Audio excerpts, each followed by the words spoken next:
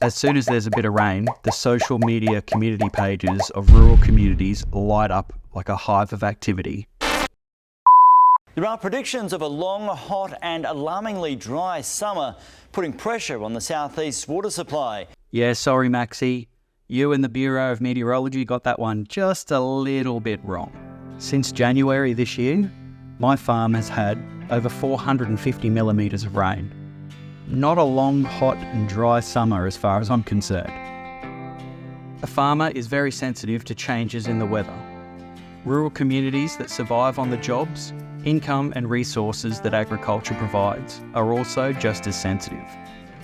Small creeks and tributaries that start in our landscape eventually get bigger and flow into our larger lakes, dams and rivers, which supply our water networks.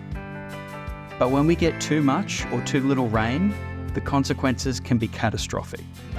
When a farm loses productivity, it can affect the local and even countrywide supply of food, not only affecting rural communities, but also having flow-on effects to our cities. If we have a problem with our crops or livestock, the whole community feels it, not just from the grower, but all the way to the consumer at the supermarket checkout. So what really happens when Mother Nature decides to change up the weather and create a massive rain deluge?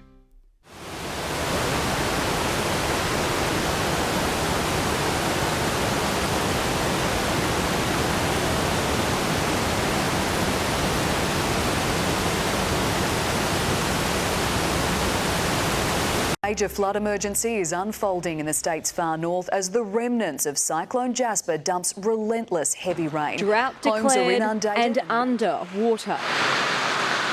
Bow Desert, literal translation, beautiful desert, but the big From dry one extreme to is the other, again the east coast a of big Australia is wet. right now in the grips of a weather emergency. Queensland experiencing flooding not seen in years, while New South Wales is bracing for the effects of ex-tropical cyclone Yusi. During a flood event, livestock need to be moved. If we don't move them, they'll become stranded and either starve to death, or the flies and other pests will attack them. Vegetable and crop growers have their entire crop washed away or choked with mud and silt. Even the local kids can't get to school or parents can't get to work because their road into town is flooded. All of this has a flow-on effect to the city.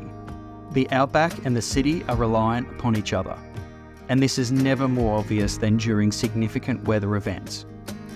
So it seems to me that the reason so many rural people are concerned about the weather, well, it's because it's their whole life, right down to the need to go to the store and buy a loaf of bread can be impeded. Besides, who doesn't love a little bit of weather talk? Good for the soul.